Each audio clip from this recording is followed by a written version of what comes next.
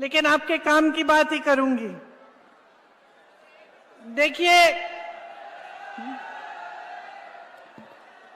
देखिए ये छत्रपति शिवाजी महाराज, महात्मा फूले जी, सावित्रीबाई फूले जी, साहू जी महाराज जी, बाबा साहेब अंबेडकर जी की धरती है।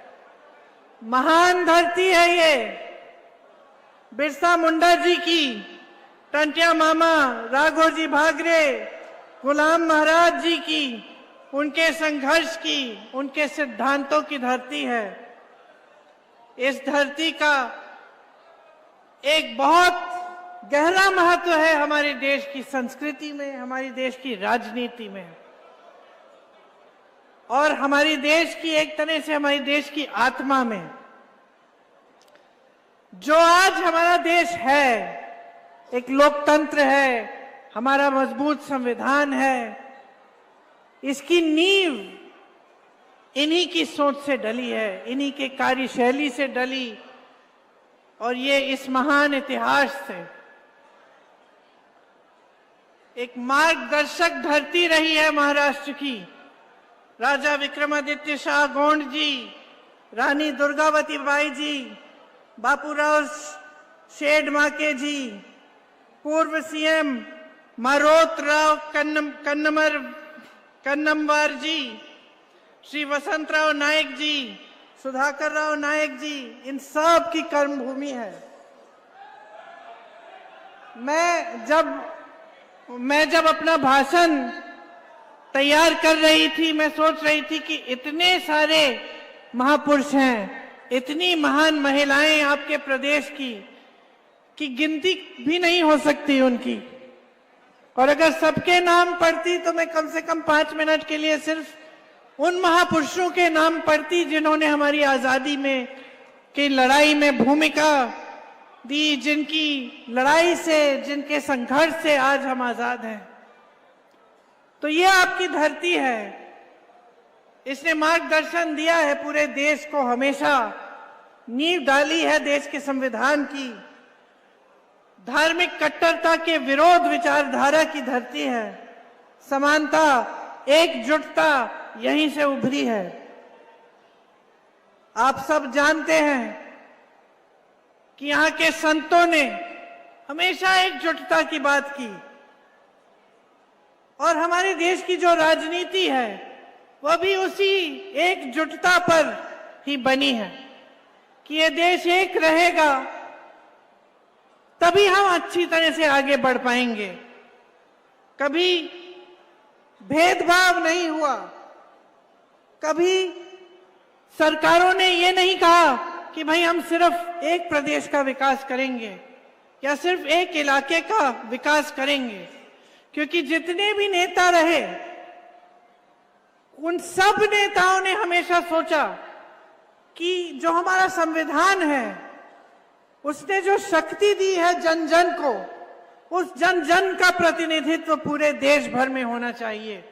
तो बड़े बड़े उद्योग बने, पंडित नेहरू जी ने लगवाए, इंदिरा जी ने लगवाए, उसके बाद भी लगे। तो सिर्फ एक प्रदेश में नहीं, पूरे देश भर में लगे। बड़ी बड़ी संस्थाएं, एम्स जैसे बड़े अस्पताल, IIM, IIT, बड़ी नहरें, बड़े बांध पूरे देश भर में लगे। आज स्थिति क्या है कि भेदभाव हो रहा है महाराष्ट्र के साथ।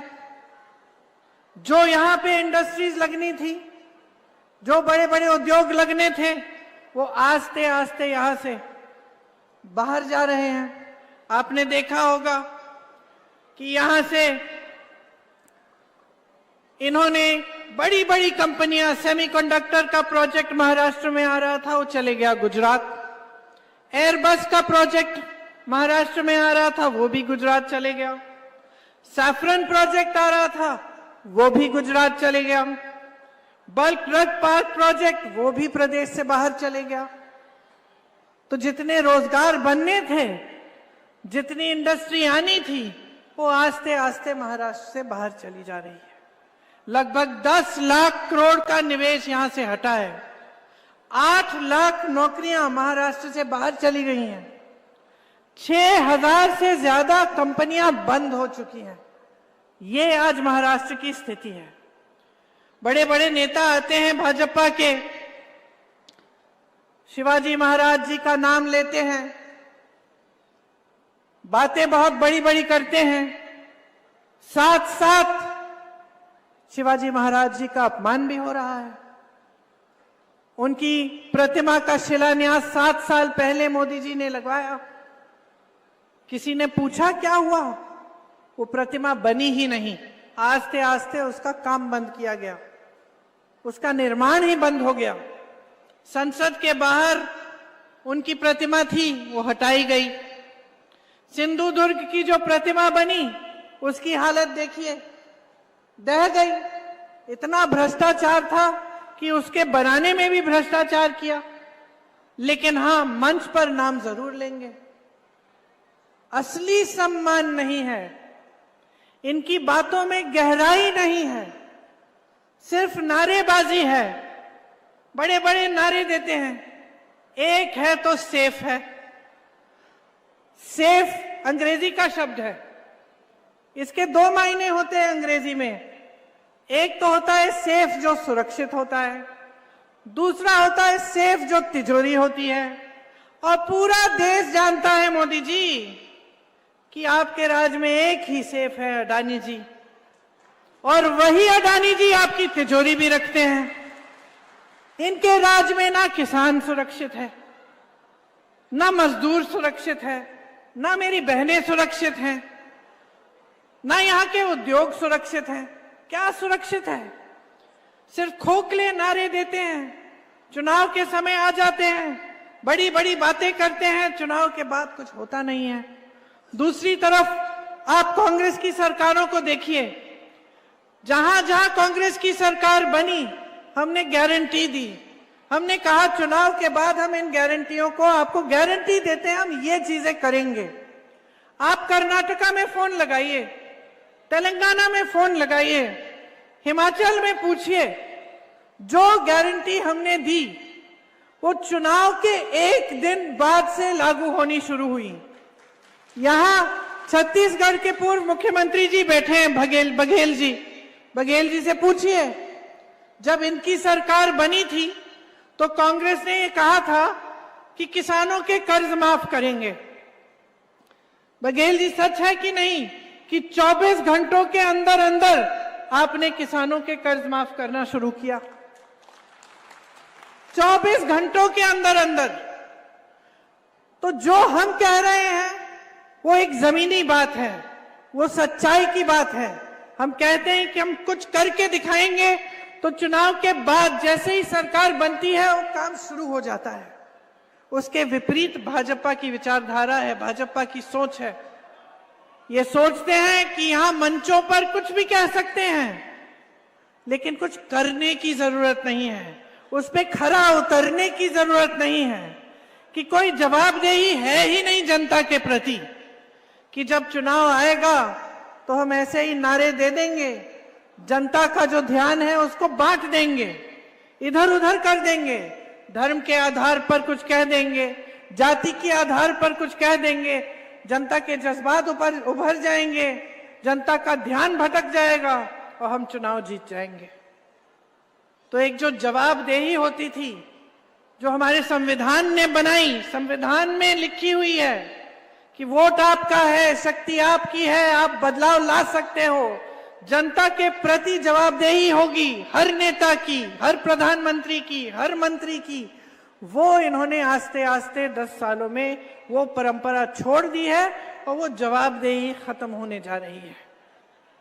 क्योंकि जब राजनीति की जो दिशा है वो इस तरह से बदल जाती है कि वो आपकी समस्याओं की बात नहीं करती, वो जो आपकी सच्चाई है, जो आप जी रहे हैं, जो आपका संघर्ष है, उसके बारे में चर्चा नहीं होती। चर्चा होती है तो आपके ध्यान भटकाने वाली चर्चा होती है। तब यही होता है कि नेता सोचता है कि कोई बात नहीं, हमें काम करने की जरूरत नहीं है, हम तो बस चुनाव के समय कुछ भी कह देंगे, चुनाव जीत जाएंगे। तो ये बहुत गलत परंपरा है। आज देखिए, आपकी कितने संघर्ष हैं। मेरी बहनें यहाँ बैठी हैं, आप मेहनत करती हो अपने बच्चों को बड़ा करने के लिए। अभी यहाँ धूप में बैठी हो, घर जाओगी, खाना पकाओगी, जो खेती में काम करता है खेती में जाएगी, काम करेगी, फिर भी घर आके काम करेगी, बच्चों की परवरिश देखनी है, परिवार के सब सदस्य ठीक है कि नहीं, कोई बीमार तो नहीं है, सब कुछ देखना है। सबसे ज्यादा मेहनत महिला करती है, सबसे ज्यादा मेहनत, सबसे ज्यादा संघर्ष। और देखो परेशानियां कितनी हैं आज, महंगाई कितनी बढ़ा दी है इन्होंने। 10 सालों में इतनी महंगाई बढ़ गई है कि आज आप त्योहार भी खुशी से नहीं मना सकते। त्योहार आता है घबराहट होती है, दिवाली आ रही है, पुताई करनी पड़ेगी, मेहमान आएंगे, खाना बनाना पड़ेगा, नए नए कपड़े सिलवाने पड़ेंगे, कैसे करेंगे। जो खुशी का मौका है उससे भी घबराने लगे हैं लोग, क्योंकि महंगाई इतनी बेहद ज्यादा हो गई है। हर चीज पे जीएसटी लगा दी है, कपड़ों पे जीएसटी, दवाओं पे जीएसटी। जो छोटे छोटे दुकानदार हैं, जो छोटे छोटे बिजनेस चलाते हैं, उनके नाक में दम कर दिया है, कोई कमा नहीं पा रहा है, बेरोजगारी चरम पे है।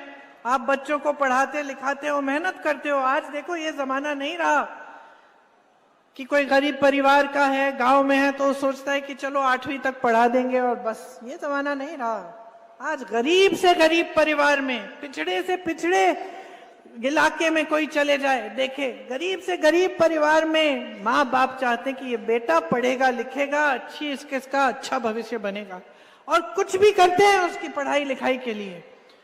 लोन ले लेते हैं ट्यूशन की फीस को भरने के लिए, इम्तिहान देगा, पास हो जाएगा, रोजगार मिलेगा, बहुत मेहनत करते हैं। लेकिन भविष्य क्या है आज नौजवानों के लिए?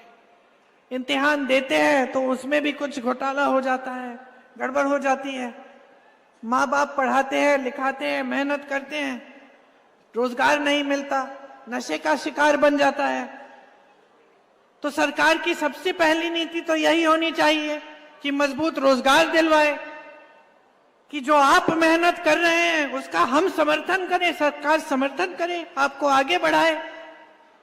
लेकिन इनकी नीति ये है कि जो देश का है वो सब एक आदमी को पकड़ा दो। देश के बंदरगाह, देश के हवाई अड्डे, देश की बड़ी बड़ी कंपनियां, इन सब से रोजगार मिलता था, ये सब अडानी जी को दे दिए। आपकी जमीनें देने जा रहे हैं। छत्तीसगढ़ में पूछिए कितनी जमीन खा गए हैं आदिवासियों के, आपके हक जा रहे हैं और आपको रोजगार नहीं मिल रहा है। यहां से बड़ी बड़ी कंपनियां जा रही हैं, और जो सरकारी कंपनियां हैं उनमें कॉन्ट्रैक्ट का सिस्टम आ गया है, ठेके का सिस्टम आ गया है। आज महाराष्ट्र में 2.5 लाख खाली पद हैं, और अगर मैं अभी कहूंगी कि हाथ उठाओ यहां कितने बेरोजगार नौजवान हैं, तो सारे हाथ उठ जाएंगे। उठा के दिखाओ। सारी जनता बेरोजगारी से जूझ रही है, पढ़े लिखे बच्चे, किसी को के पास रोजगार नहीं है, 2.5 लाख पद खाली पड़े, आपने भरे नहीं है। तो क्या कर रहे हैं? सरकार क्या कर रही है? आपको मालूम है सबसे ज्यादा आत्महत्या नौजवानों की आज महाराष्ट्र में है। सोचिए, जो प्रदेश सबसे आगे होता था हर चीज में, आज इसमें आगे हो गया है, क्योंकि इनकी नीतियां एकदम गलत हैं। आज आरक्षित पदों पर भी आपको रोजगार नहीं मिलता। महंगाई से आप जूझ रहे हैं, तड़प रहे हैं कि कोई राहत मिले।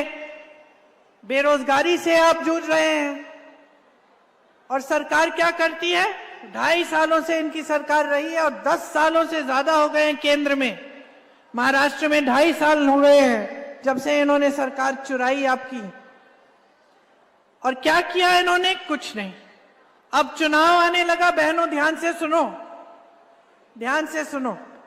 चुनाव आने लगा और 4 महीने पहले आपके लिए स्कीम निकाली है, लाडली स्कीम इनकी, जिससे आपको 1500 रुपए महीने दे रहे हैं। आप मुझे बताओ, 2.5 साल से इनकी सरकार रही है। 2.5 साल से कहां थे आप जानती हैं? सोचिए, मान लीजिए किसी की बेटी की शादी किसी घर में हो गई और एक नालायक से शादी हो गई। उसने शादी कर ली, आपने शादी करा ली, और वो नालायक काम नहीं करता, बेटी की देखभाल नहीं करता, कमाता नहीं है, जाके जुआ खेलता है, पीता है, जो भी करता है। एक दिन आ गया कि वो घर आया, बड़े प्यार से बातें करने लग गया आपकी बेटी से, और अच्छी अच्छी बातें कर रहा है कि मैं ये खरीद के दूंगा, वो खरीद के दूंगा। तो आप क्या कहेंगी? क्या कहेंगी बेटी को? आप यही कहेंगी ना कि असली चरित्र पहचानो, ये तो 2-3 दिन से अच्छा है, इसको कुछ जरूर चाहिए होगा तुमसे, यही कहोगी ना? तो यही तो सिलसिला है। 2.5 सालों से कुछ नहीं किया, अब चुनाव के पहले आ गए लाडली बहना लेके, 1500 रुपए आपको पकड़ा रहे हैं, सोचते हैं कि आपका वोट खरीदेंगे इन 1500 रुपए से। और आपसे कितना लिया है इन सालों में इन्होंने? महंगाई इतनी बढ़ चुकी है, आपका बच्चा पैदा होता है, उसके लिए दूध खरीदोगे तो दूध पे जीएसटी लगा दिया। स्कूल गया, स्कूल की फीस भरने के लिए आपको इतना महंगा कर दिया कि आप भर नहीं पा रहे हो। कॉपी पेंसिल पर जीएसटी है, खाने और कपड़े पर जीएसटी है, बीमार पड़ गया आपका बच्चा, उसके इलाज पर जीएसटी है। इतनी महंगाई है कि आप टैक्स पे टैक्स भर रहे हो। और ये बड़े बड़े उद्योगपति, इनकी टैक्स नहीं, इनकी टैक्स आगे नहीं बढ़ी है, आप पे टैक्स डालते रहते हैं। इनकी टैक्स वही की वही है जहां पहले थी, उसको नहीं बढ़ाया है किसी ने। 16 लाख करोड़ रुपए इन्होंने बड़े बड़े उद्योगपतियों के माफ किए हैं। किसानों का कर्ज माफ किया है? आपके लिए कोई भी सुविधा है? आज किसान परेशान है, चाहे वो कपास का किसान हो, परेशानियों से लदा हुआ है, कमा नहीं पा रहा है, हर चीज का दाम महंगा हो गया है, खेती पे जीएसटी है, सब चीज महंगी हो गई है, खेती नहीं कर पा रहा है। सोयाबीन का किसान, कपास का किसान, किसी से भी पूछ लें। मैं पूछना चाहती हूं आपसे, आप कमा पा रहे हैं क्या अपनी खेती से? आज इतनी परेशानियां हैं कि सिर्फ आप परेशानियों में ही उसी दलदल में फंसे हुए हैं, निकल नहीं पा रहे हैं। तो ये परिस्थितियां हैं यहाँ की। यहाँ आदिवासी भाई बहन बहुत है मेरे। आपको मालूम होगा कि यूपीए के समय में तड़ोबा को फॉरेस्ट रिजर्व से के माइनिंग से बचाया था, प्रस्ताव को नकार दिया था। 2020 में मोदी जी की सरकार ने 41 कोल ब्लॉक की प्रक्रिया शुरू की। महाविकास आघाड़ी ने इसको रुकवाया, लेकिन आज इन चीजों की कहीं रोक नहीं है। जो आपकी जमीनें हैं ये दी जा रही हैं माइनिंग के लिए, अलग अलग चीजों के लिए आपसे छीनी जा रही हैं। बड़े बड़े उद्योगपतियों के लिए, अडानी जी जैसे उद्योगपतियों के लिए सारी नीतियां बन रही हैं, लेकिन आपको जो सुरक्षित रखती हैं उन नीतियों को कमजोर किया जा रहा है। कांग्रेस का वनाधिकार कानून था, आदिवासियों को जंगल, जल, जमीन पे हक दिया था, और ये हक कोई आसान नहीं था। ये आपकी परंपरा है, पुराना हक है आपका। और मेरी दादी जी इंदिरा जी कहती थी कि जो आदिवासी भाई बहन हैं, इनकी जो परंपरा है ये सर्वोपरि है। उस समय लोग इस बात की गहराई को समझते नहीं थे। आज पूरे विश्व में लोग कहते हैं कि पानी, कि धरती, हमारे पहाड़, हमारे जंगल, इनका आदर करना चाहिए, इनको बचा कर रखना चाहिए। नहीं तो हमारी पूरी पृथ्वी ही खत्म हो रही है। आज पूरी दुनिया आपकी तरफ देखती है कि आपके कैसे रीति रिवाज है, आपकी क्या परंपराएं हैं, आप किस तरह से अपना जीवन जीते हैं, जल जंगल जमीन का आदर करते हैं। ये बात उस समय इंदिरा जी समझ गई थी, इसीलिए उनका जो नाता है आपसे वो एक बहुत गहरा पुराना नाता था। और उसी रिश्ते, उसी समझ पर ये कांग्रेस पार्टी की नीतियां बनी। आपको सुरक्षित रखने के लिए पेशा कानून भी बना, आपको सुरक्षित, आपके हक को सुरक्षित रखने के लिए। आज ये सारे कानून कमजोर किए जा रहे हैं। महाराष्ट्र में 4 लाख आदिवासियों ने FRA के क्लेम लगाए हैं। 2 लाख क्लेम इसमें से रिजेक्ट हो गए हैं, वापस कर दिए गए हैं। पूरे देश में 22 लाख आदिवासियों की जमीन पे क्लेम है, वो नकार दी गई है। तो आपका जमीन पे जो आपका हक है वो कमजोर किया जा रहा है। मुझे मालूम है कि यहाँ पे सिकल सेल एनीमिया जो है उसकी वजह से काफी परेशानियां हैं आपकी। महाराष्ट्र में 16,000 से ज्यादा मरीज और ज्यादातर आदिवासी समुदाय के हैं। 4,000 मरीज अकेले गढ़चिरौली के हैं। स्वास्थ्य सुविधाएं बदहाल हैं। ये बड़ी बड़ी बातें जो मोदी जी उनके मंत्री जी करते हैं आपके सामने, ये सिर्फ बातें ही रह गई। स्वास्थ्य की बात है, शिक्षा की बात है, बेरोजगारी की बात है, महंगाई की बात है, तो कोई काम नहीं हो रहा है। मैंने देखा और बहुत दुख हुआ इसे देख के कि मेरे एक आदिवासी भाई अपने बेटे की लाश को 15 किलोमीटर हाथों में लेके चले। अब आप सोचिए बहनें, हम सब माँ हैं, सबके बच्चे हैं। आप सोचिए कि किसी पे की ऐसी परिस्थिति बन गई, इतनी मुश्किलें लद गई उन पर कि उनकी ये परिस्थिति बनी कि ना एम्बुलेंस मिल रही है, ना स्वास्थ्य की कोई सेवा मिल रही है। अपने बच्चे की लाश को 15 किलोमीटर हाथ में उठा के चल रहा है। और मोदी जी कहते हैं तब सरकारें और थी, आज मोदी है। हाँ, आज मोदी जी हैं और ये परिस्थितियां हैं आपकी, ये समस्याएं हैं इतनी गहरी, इतनी गंभीर कि सामना कर नहीं पा रहे हैं आप। घबराहट हो रही है, कल फिर से हम जाएंगे, काम करेंगे खेती में, क्या पता कमा पाएंगे कि नहीं कमा पाएंगे। ये परिस्थितियां बन गई हैं आपकी। यहां पे सिंचाई और खाद की भी बड़ी समस्या है। मैंने सुना है कि सड़कें भी बहुत खराब हैं, पर्याप्त बिजली आपको नहीं मिल रही है, और जो वन पर आधारित जो रोजगार हैं जो पहले आपको मिलते थे वो अब नहीं मिल रहे हैं। स्कूल नहीं है, अस्पताल नहीं है ढंग के। तो आगे भविष्य क्या है इस सदी में, 2024 में, जबकि जैसे मैंने कहा सब चाहते हैं कि अपने बच्चे बड़े हों, पढ़ें लिखें, उनका भविष्य मजबूत हो, लेकिन ये परिस्थितियां बनी हुई हैं आपकी।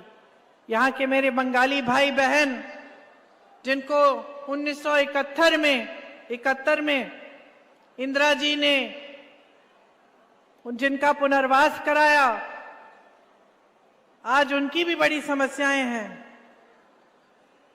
और हम चाहते हैं कि आपकी भी समस्याएं पर ध्यान हो, और अगर हमारी सरकार आए तो हम आप सबको मदद कर पाएं।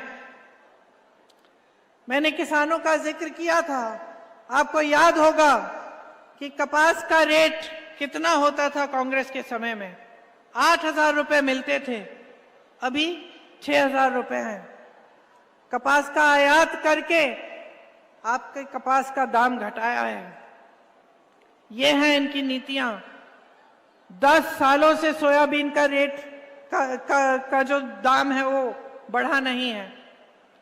कांग्रेस के समय में 7,000 8,000 रुपए होता था, आज 4,100 रुपए है। तो आप ही सोचिए कि आगे बढ़ने के बजाय आप पीछे हट रहे हैं। किसानों की कमाई बढ़नी चाहिए समय के साथ, वो घटती चली जा रही है। प्याज का निर्यात बैन कर दिया, बैन हटाया क्योंकि आप लोगों ने कहा कि ये ठीक नहीं है, बैन हटाया, एक्सपोर्ट ड्यूटी लगा दी, 50 लाख टन फसल बर्बाद हुआ। दूध के उत्पादक जो किसान हैं उनको सही दाम नहीं मिलता। संतरे के निर्यात पर ड्यूटी बढ़ा दी। खेती का सामान सब महंगा हो गया है, आज हर चीज पे जीएसटी है। तो आप बताइए आगे कैसे बढ़ेंगे। मेरे भाई राहुल गांधी जी ने एक यात्रा की, न्याय यात्रा थी। उन्होंने कहा कि देश के हर एक इंसान के लिए न्याय होना चाहिए। कश्मीर से कन्याकुमारी से कश्मीर तक यात्रा की, मणिपुर से मुंबई तक यात्रा की, और यही कहते गए कि हमें न्याय दिलवाना है जनता को, कि जाति जनगणना होनी चाहिए जिससे देश में पता चले कि सबकी क्या संख्या है और आरक्षण सही ढंग से दिए जाए। उन्होंने कहा कि आरक्षण पर जो 50% सीमा है वो हटनी चाहिए। हर रोज कह रहे हैं, देश के एक कोने से दूसरे कोने तक यात्रा करते हैं इसको कहने के लिए। और मोदी जी क्या कहते हैं? कहते हैं कि राहुल जी आरक्षण के खिलाफ हैं। आप सोचिए कितना बड़ा झूठ कह देते हैं आपके सामने। सोचते हैं कि आप देख नहीं रहे हैं कि कौन लड़ रहा है इस आरक्षण की 50% सीमा हटाने के लिए, कौन लड़ रहा है जाति जनगणना के लिए। मैं मोदी जी को चुनौती देती हूं कि मंच पे खड़े होकर एक बार कह दें कि जाति जनगणना करेंगे। एक बार कह दें कि ये जो 50% की सीमा है आरक्षण की वो हटा देंगे। हिम्मत करें। मेरे भाई का एक मंत्र है, डरो मत। मोदी जी डरिए मत, हिम्मत करिए, कह दीजिए कि आपकी सच्चाई क्या है, कि आप डरते हैं इस बात से कि आपने देखा कि जाति जनगणना के लिए कितना समर्थन था इस देश में कि आप चुनाव हारते हारते निकल आए। डर गए, इसीलिए आज आप ये बातें कर रहे हैं, वरना 10 सालों में आपने क्या किया है इसके बारे में। देखिए बहनों और भाइयों, बहुत समय हो गया है कि ये जो झूठी राजनीति है इसकी परंपरा चल रही है देश में। 11 सालों से आप देख रहे हैं, लगभग 11 साल होने वाले हैं, और 2.5 सालों से आपने यहां महाराष्ट्र में देखा, जो अपने आप को कहते हैं कि वो पाक हैं, कि भ्रष्ट नहीं है और सारी दुनिया भ्रष्ट है। उन्होंने क्या किया? उन्होंने आपकी बनी बनाई सरकार चुराई। आपने सरकार चुनी थी, अपने वोट की शक्ति से सरकार बनी थी, और मोदी जी और उनके लोगों ने घूस दे देकर, हजारों करोड़ रुपए दे देकर वो सरकार हटाई, सरकार बदली और एक नई सरकार बनाई। और आज सारी बातें बाहर निकल रही हैं कि उन चर्चाओं में भी अडानी जी बैठे थे। तो ये सरकारें बन किस लिए रही हैं? ये आपकी भलाई के लिए बन रही हैं कि इनके बिजनेस की भलाई के लिए बन रही हैं? ये आपकी भलाई और आपके भविष्य के लिए बन रही हैं, या खुद ये नेता अपने भविष्य को सुरक्षित रखने के लिए, सत्ता अपने हाथों में रखने के लिए, अपनी कुर्सियों के लिए बना रहे हैं? गहराई से सोचिए। आज एक चुनाव फिर से आपके सामने है, और मैं सिर्फ आपको एक चीज कहना चाहती हूं, खास तौर से अपनी बहनों को, कि देखो अपने बारे में सोचो। नेता आपके सामने आएगा, मंच पे कुछ भी कह देगा। आजकल जमाना ये है, आजकल जमाना ये है कि ये जो मीडिया है हमारे सामने, इनको भी खरीदा जा सकता है। बड़े बड़े उद्योगपतियों की मीडिया है, आपको कुछ भी कहा जा सकता है। आप सिर्फ बातों के भरोसे मत चलिए। ये चुनाव आपकी जरूरतों पे लड़ा जाना चाहिए। आपकी क्या परिस्थिति है? इनकी सरकार इतनी समय से है, क्या आपको पानी के लिए संघर्ष करना पड़ता है कि पानी मिल जाता है? क्या बिजली आ रही है आपके घर में? क्या कमाई हो रही है? क्या बेरोजगारी कम हो रही है? क्या महंगाई कम हो रही है? ये है असली सवाल। असली सवाल ये है कि आप इस देश की जनता हो, आपके जीवन में तरक्की आ रही है कि नहीं। ये एक सवाल है बस, इसके बारे में सोचो। अर्जुन की तरह अपना ध्यान एकदम एक चीज पे रखो, वो है आपका भविष्य, आपके बच्चों का भविष्य और आपकी जिंदगी, आपका जीवन। क्योंकि मोदी जी के मंत्री, जो यहाँ के मुख्यमंत्री हैं, वो सब अपनी ही दुनिया में रहते हैं। वो कभी जनता से मिलते जुलते नहीं है, कट गए हैं जनता से।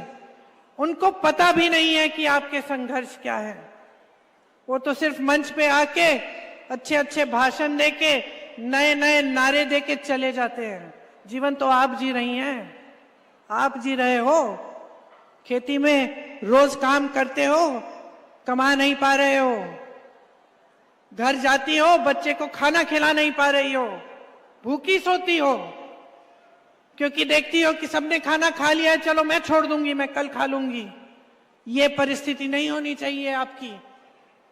इसीलिए अगर आप अपने लिए नहीं लड़ेंगे, अगर आप अपने वोट की शक्ति को नहीं पहचानेंगे, अगर आप खड़े नहीं होंगे और आप नहीं कहेंगे कि बहुत हो गया, हमें बदलाव चाहिए, हमें एक नई सरकार चाहिए जिसे कोई खरीद ना पाए, जो हमारे लिए काम करे, जो हमारी जरूरतों को पूरी करे, जो हमारी समस्याओं का हल करे, तभी बदलाव आएगा।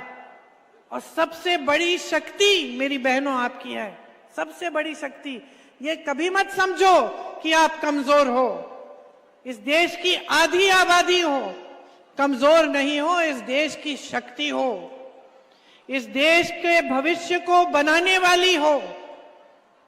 बच्चे तुम पालती हो, उनका परवरिश तुम करती हो, पूरे परिवार की सेहत, पूरे परिवार का खाना, पूरे परिवार के लिए सारा काम तुम करती हो, आखिर में तुम सोती हो।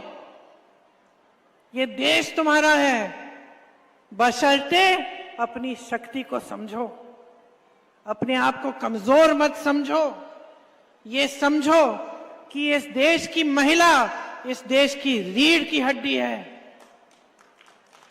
जिस दिन खड़ी हो जाओगी और किसी के बहकावे में नहीं आओगी, जिस दिन कोई आपको बोले कि चुनाव के पहले लो 1500 रुपए दो, और उसके बहकावे में नहीं आओगी और उसके आधार पर वोट नहीं डालोगे, लेकिन अपने आधार पर वोट डालोगे कि अपना जीवन क्या है, कि अपने बच्चों की क्या परिस्थिति है, उस दिन से आपके जीवन में बदलाव आएगा।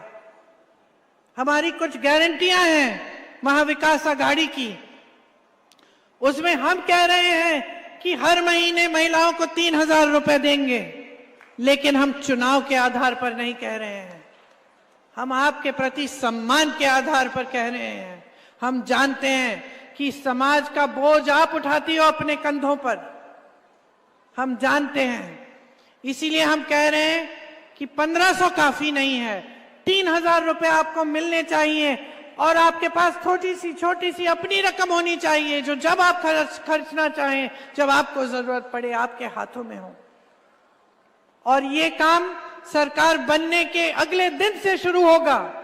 इसका इंतजार नहीं होगा कि अगला चुनाव आएगा तो लो थोड़ी सी मदद लो, क्योंकि हमारी सिर्फ नीति अच्छी नहीं है, हमारी नीयत भी साफ है।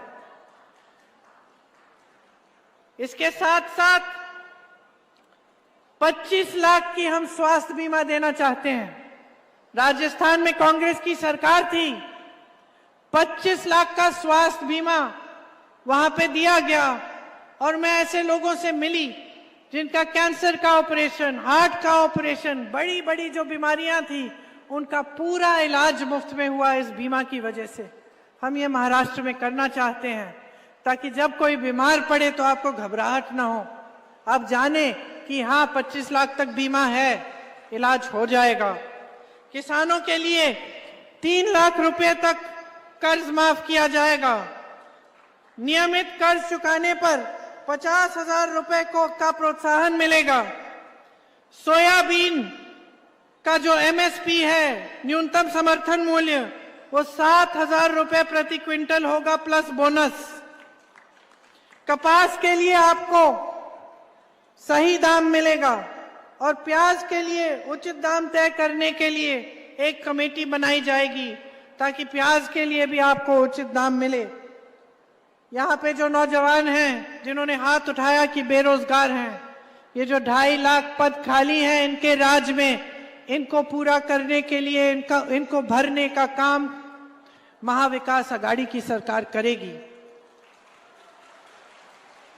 जो नौजवान बेरोजगार हैं उन्हें 4,000 रुपए प्रति माह बेरोजगारी भत्ता भी मिलेगा, ताकि जब तक नौकरी न मिल जाए तब तक कुछ सहूलियत हो, कुछ सहायता मिले। देखिए, मैंने स्पष्ट कहा काफी बार कि ये चुनाव आपकी समस्याओं के बारे में होना चाहिए। ये चुनाव जो है ये आपके सम्मान, आपके अधिकार, आपके विकास का चुनाव है। इसमें आप अपना वोट एकदम ध्यान से इस्तेमाल करिए, विवेक से इस्तेमाल करिए। मैंने कहा कि हम लोगों की बातों में मत पड़िए। मैंने कहा देख लीजिए कि दूसरे प्रदेशों में कांग्रेस की सरकार क्या कर रही है, क्या ऐसी गारंटियां पूरी हो रही हैं कि नहीं, तभी वोट दीजिए। तो मैं सिर्फ एक चीज कहने आई हूं आपसे, जागरूक बनिए, सतर्क बनिए, किसी के बहकावे में मत आइए। ये वोट जो है ये आपका भविष्य बनाएगा। सोच समझ के महाविकास आघाड़ी के जो उम्मीदवार हैं उनको भारी से भारी बहुमत से जिताएं, ताकि ये समस्याएं दूर होनी शुरू हो, ताकि आपके बच्चों का भविष्य मजबूत होना शुरू हो, ताकि ये जो बड़ी बड़ी समस्याएं हैं, बेरोजगारी, ये महंगाई, ये किसानों की जो समस्याएं हैं, ये दूर हो।